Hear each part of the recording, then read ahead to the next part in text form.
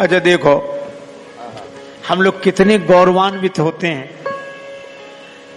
कोई गोत्र का मिल जाए, जाति का मिल जाए, पर ये तो हमारे परिवार के, हम ये भी ये हैं, इनका जो गोत्र है वही हमारा गोत्र है। मैं गलत नहीं कहता, खुश होना चाहिए, अच्छी बात है।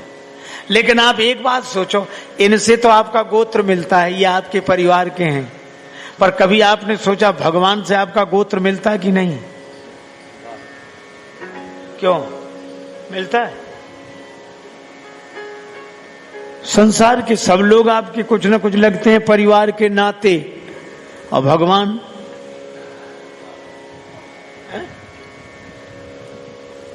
है? देखो आपको एक बात बताऊं, विभीषण जी आए शरण में, और विभीषण जी ने कहा नाथ दशानन कर में भ्राता, मैं दशानन का भाई हूं, निशिचर वंश जन्म सुरत्राता, निशाचर वंश में मेरा जन्म हुआ है। भगवान ने कहा ये बात क्यों बता रहे हो? क्या हमें पता नहीं है? पता है कि नहीं? और इसी वजह से तो इतनी देर लगी, लोगों ने रोक लिया तुम्हें। अच्छा देखो, लोगों की भी अकल देखो, समझ देखो, संस्कार देखो, लोगों को भी वही दिखता है कि इस कुल के हैं, इस गोत्र के हैं, ये वो ऐसे। और आदमी भी समझता हम इस कुल के हैं, इस गोत्र के हैं। विभीषण जी ने कहा कि मैं ये सूचना नहीं दे रहा हूं, आपको कुछ याद दिला रहा हूं। भगवान बोले मुझे, हाँ क्या?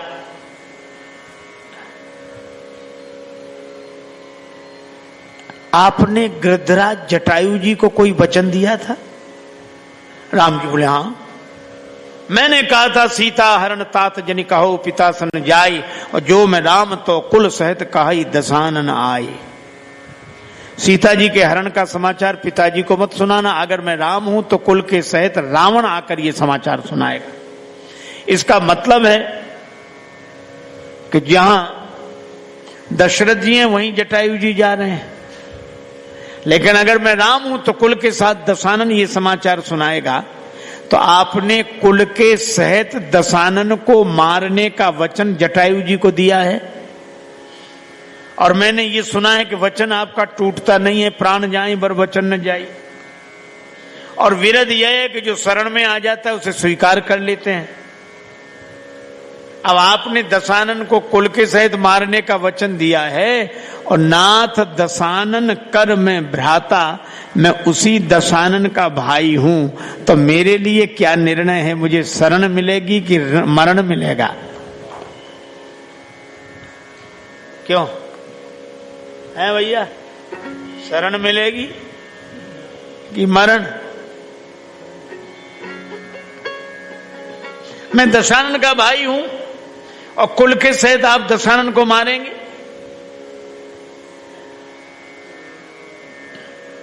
वचन टूटता नहीं है, विरध बिगड़ेगा नहीं। अब भगवान चुप। सुग्रीव जी बोले हमने पहले ही कहा था इसे मत लो शरण में, आते ही उपद्रव शुरू कर दिया कि नहीं? अब वचन रखें तो विरध टूटता, विरध रखें तो वचन टूटता। भगवान राम बोले विभीषण कुछ और कहना है? हाँ क्या? निशिचर वंश जन्म सुरत्राता, आप ये कहें कि जटायु जी को आवेश में कह दिया था, तो आपने ऋषि मुनियों के सामने भुजा उठा के प्रतिज्ञा की है, निश्चरहीन करूं मई भुज उठाए प्रणकीन। भुजा उठाकर प्रतिज्ञा की है कि नहीं? भगवान बोले हाँ की है, निशाचरों से रहित कर दूंगा पृथ्वी को। और विभीषण जी बोले मेरा जन्म उसी निशाचर वंश में हुआ, निश्चर वंश जन्म सुरत्राता, तो मेरे लिए क्या शरण की मरण? भगवान राम ने बड़ा सुंदर उत्तर दिया। राम जी बोले विभीषण जी, जटायु जी मेरे लिए पितृ तुल्य पूज्य हैं, उनको दिया गया वचन अवश्य अवश्य अवश्य पूरा होगा। और महात्मा तो मेरी आत्मा है, महात्माओं के सामने की गई प्रतिज्ञा अवश्य पूरी होगी। विभीषण जी बोले तो आगे का अर्थ हमें खुद समझ लेना चाहिए, फिर रण में ही आए तो मरण ही मिलेगा, शरण तो मिल नहीं सकती, क्योंकि मैं दशानन का भाई हूं और निशाचर वंशी हूं। पर भगवान राम ने बड़ी सुंदर बात कही, लेकिन विभीषण जी आपको शरण में लिया जाएगा। अरे महाराज फिर हमें कैसे शरण में लो? भगवान ने कहा कि सुनो, पहले ये सिद्ध हो जाए क्या तुम सचमुच दशानन के भाई हो?